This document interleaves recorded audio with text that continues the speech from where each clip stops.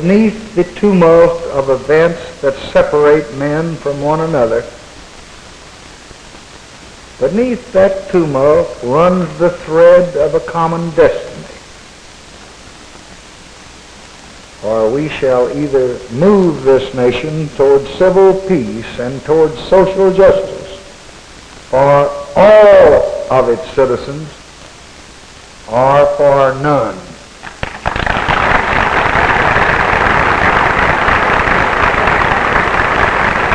But men of reason who are honest with each other know that there is so much to be done that really we should have done a long, long time ago. So do not expect from me or from any man a miracle. But do not expect us, even working shoulder to shoulder together, to put right in 1 year or 4 all that it took centuries to make wrong. But I came here tonight at the end of a long day to tell you that we are moving and that we shall not turn back.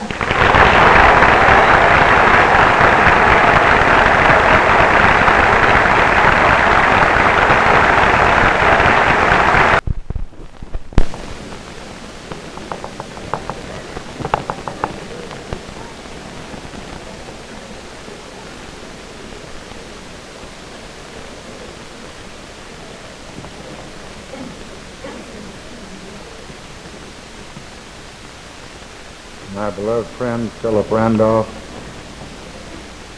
Mr. Heinemann, all the delegates to this conference. It was 1 year ago at Howard University that I called for a conference whose theme and title would be to fulfill these rights.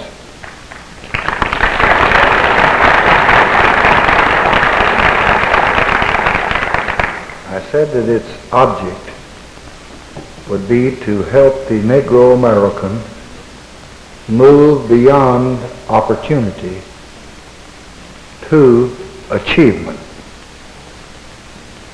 And now you have come tonight from every region of this great land, from every walk of life, to play your part in this momentous undertaking and in this great adventure. You are here because you represent the humane and the progressive spirit of our people. Through 2 centuries of trial and triumph, that spirit has moved the American democracy from an ideal to a powerful reality. You are here tonight because your country needs your collective judgment. The dilemma that you deal with is too deeply rooted in pride and prejudice, too profound and complex, and too critical to our future for any one man or any one administration to ever resolve. No matter how committed to its resolution, this issue is beyond the mastery of one man or one group of men. So you are here finally because in your variety of background and circumstance, you symbolize those who have a stake in including the Negro American in our society. And that is everybody.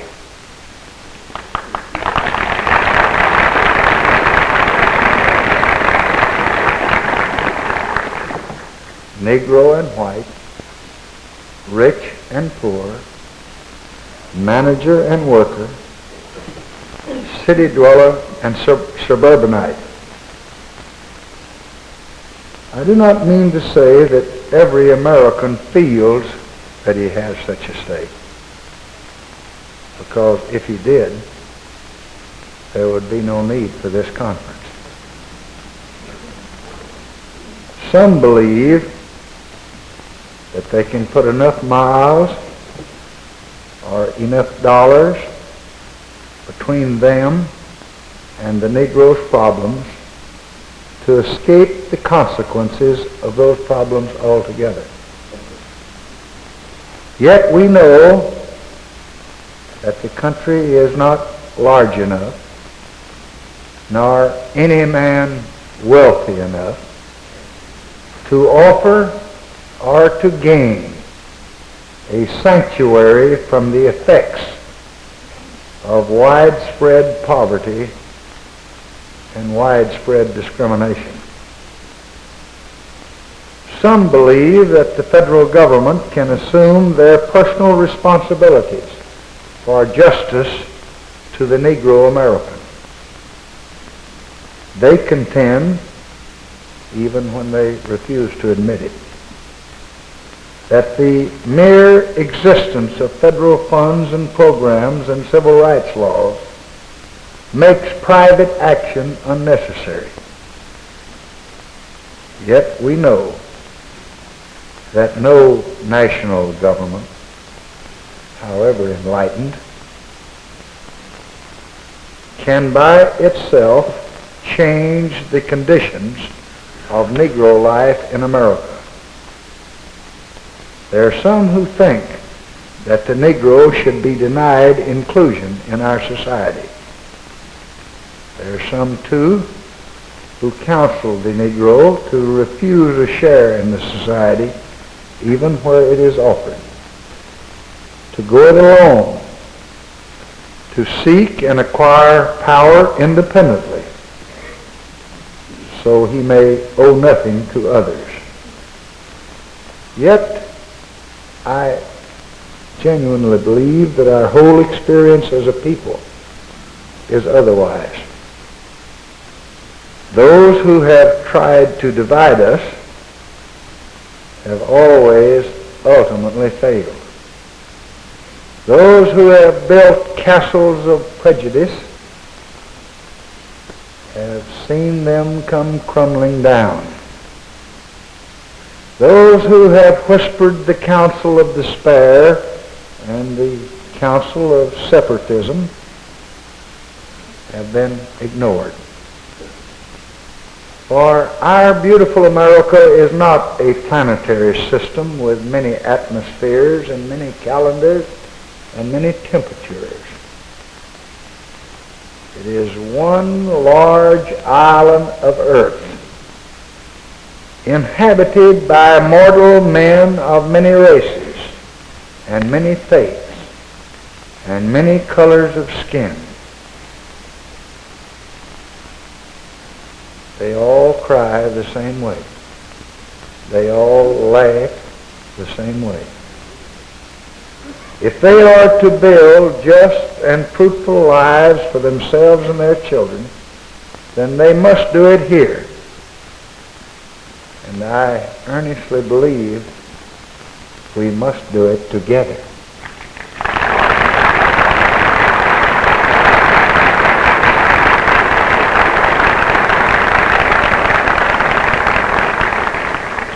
This does not require that righteous anger ever be silenced. This does not require that harmony be purchased at the price of individual freedom. What it does require is a recognition still to come. Emancipation was a proclamation, but it is not a fact. And I came here tonight to tell you that in the time allotted me, with whatever energy and ability I have, I do not intend for history to repeat itself.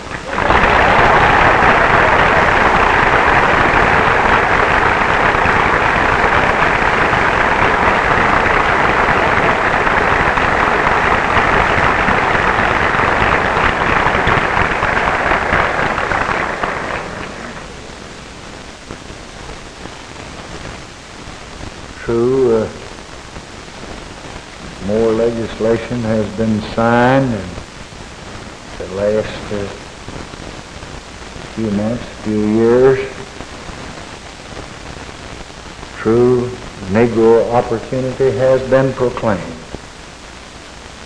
but we still must go on to make it a fact. And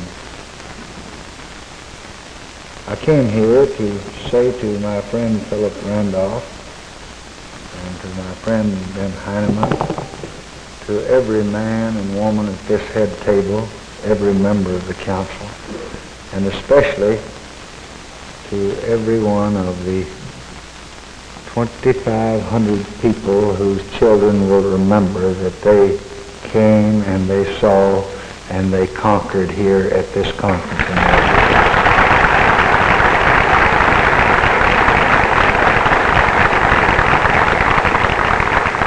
That your president may not agree with everything you do, but he will consider everything you say. And that he believes that we're approaching this in the right way.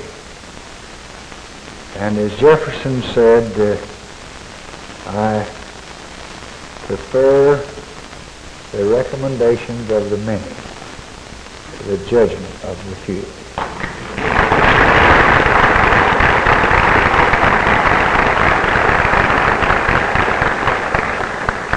Some very perceptive and unusually alert reporter, and we do have some of them.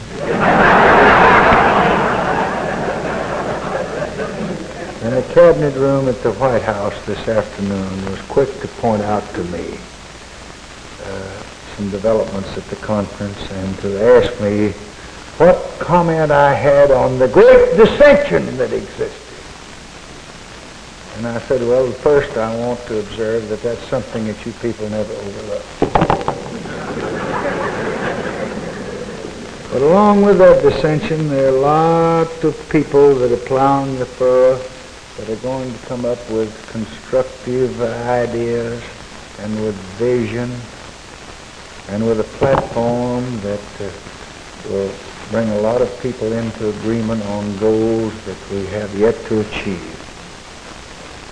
I read a newspaper coming out tonight, a very fine column by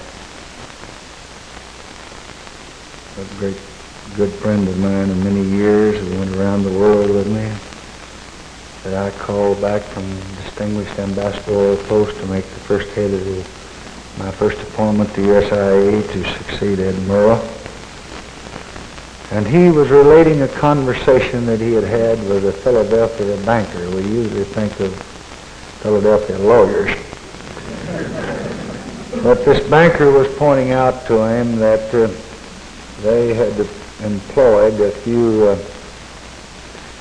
Negro secretaries and clerks in the bank, but they had not yet gone much farther. And Carl Rowan was discussing that question, and I read on the column because I hoped he was going to say before he ended that he could give a Philadelphia banker an example We have a Negro for the first time on the Export-Import Bank that's dealing with all the nations of the world. We have a Negro on the Federal Reserve Board that's lending money instead of borrowing it.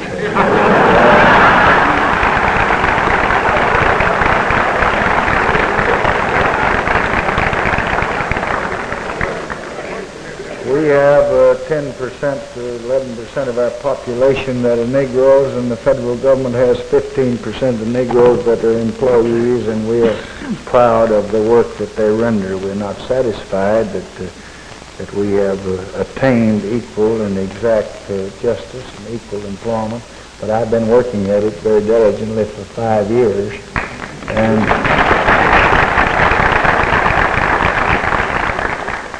I'm now going to give a good example of it because I have a very unusual pleasure and pride to introduce to you a great soldier.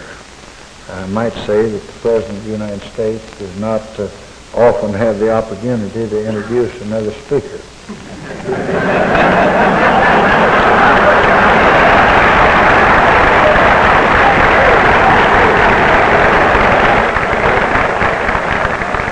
But I am glad that tonight I do have that opportunity, for I'm going to introduce to you now one who 12 years ago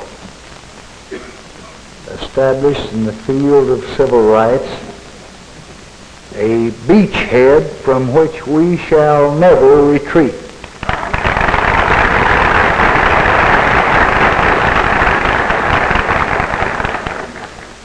Since that day that he has already occupied 2 great offices, distinguished justice of the Court of Appeals, and tonight the great Solicitor General of the United States of America.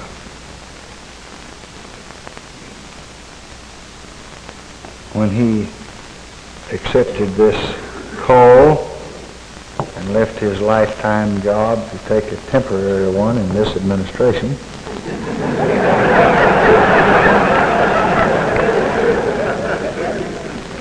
not knowing how long it would be, but realizing that it offered an opportunity to serve his country,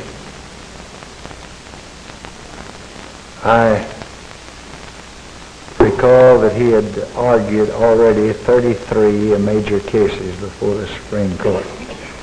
But he was really just in the kindergarten class then, because before he finishes his term, he will probably have argued more cases before the Supreme Court than any other American.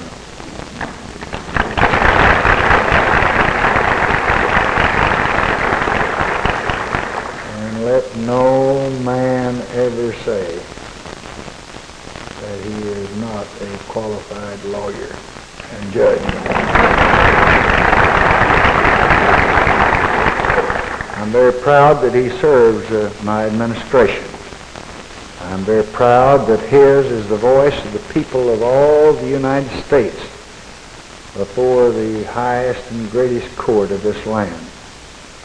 And nothing, I think, could be really more appropriate than that this man should speak to the first great national conference that's ever been called to really consider the rights and the opportunities of Negro Americans. And now I consider it my high honor and my very great privilege to present to you the man who has been in the forefront and will continue to be in the forefront of all the battles for all the things that are good for our country. Thurgood Marshall, the Swiss Republic.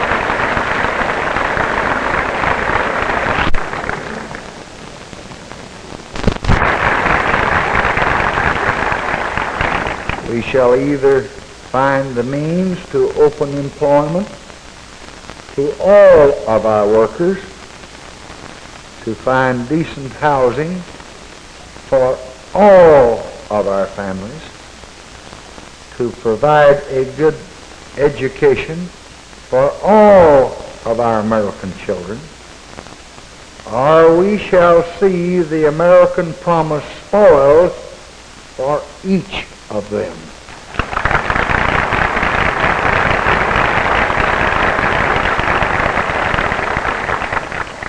So then, let us pursue that promise, not in dreary conformity, or not in mutual suspicion and fear, but in the knowledge that freedom and justice cannot be the province of one race or nation alone.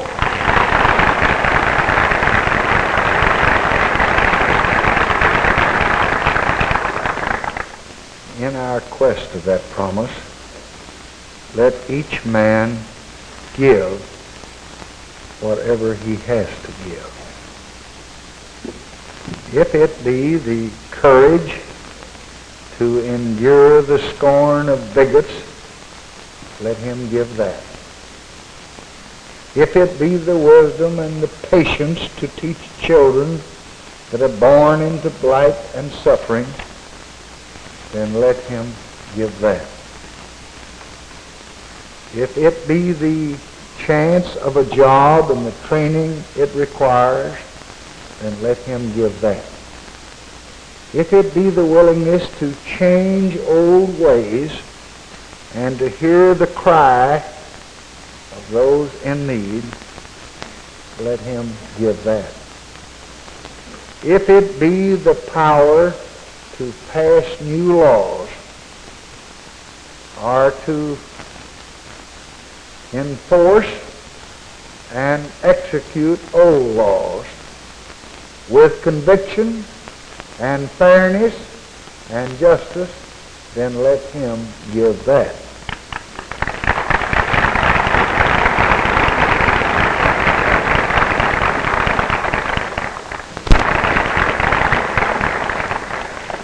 If only then we had acted. If only then we had sought justice, we might have been spared the ordeal of conscience that has brought us in this room together at this hour tonight. But we did not act for reasons of ignorance, or prejudice, or hate, or greed, or fear, or indifference, or blindness, or whatever we waited. Long, too long have we waited.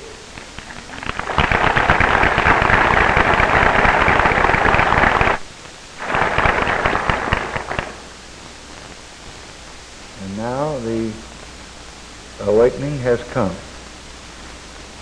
In the last 12 years, it has increased in both strength and in will. Reason has insisted that it come. Courage of the Negro first, and then of the white who joined the cause of justice, has swelled its ranks. And we are acting. More has been done than men thought possible just a short time ago.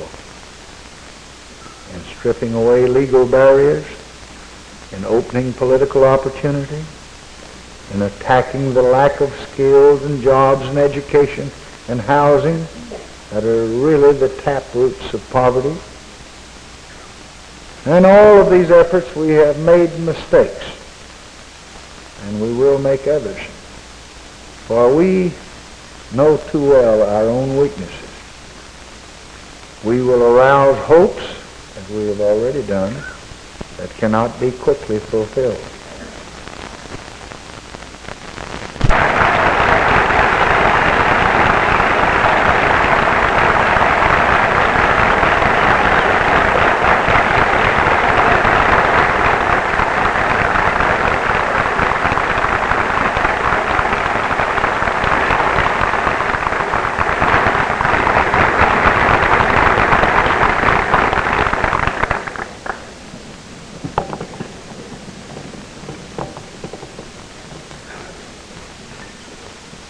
is evidence of hope even beyond the legislation enacted and the program started. Not long ago, a businessman from the Middle West wrote us a letter at the White House. He had attended our planning conference last November, but many had counseled me again.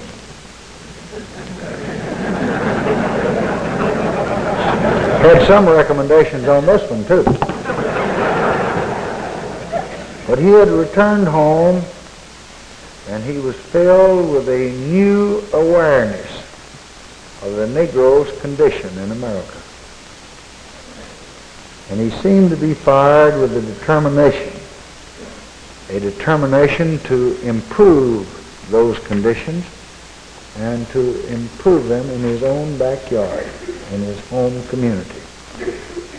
He listed 17 steps that his city had taken since last November to open up new channels of communication between the races. This man had inspired many of those steps, and he had taken a part in bringing all of them about. He did not claim that he had single-handedly changed the terms of Negro life in his city for the better, because he knows that real change, visible, lasting change, will take time and money and the work of many hands. But he had made a start. He had planted a seed. Indeed, a whole row of seeds. And years from now, there will be a harvest in this city in the Middle West. A harvest of hope where there might have been a howling desert of despair and bitterness. Now, not every one of us can plant as many seeds as this man did. But each of us holds one of them in his hands. And together, we can make a harvest for the generations to come.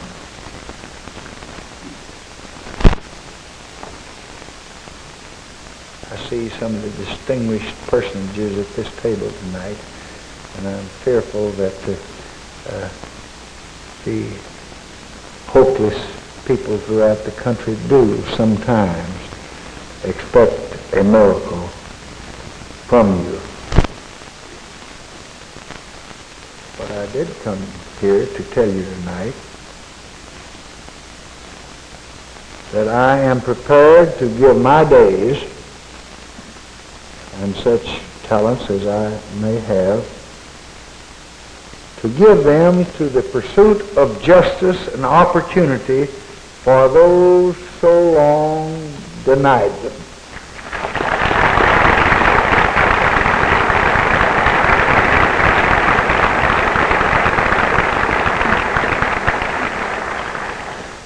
I will sleep tonight in the house where Lincoln slept. And it was 100 years ago that a civil war was fought in this country to free the Negro from slavery. And the Negro won that war, but he lost the battle.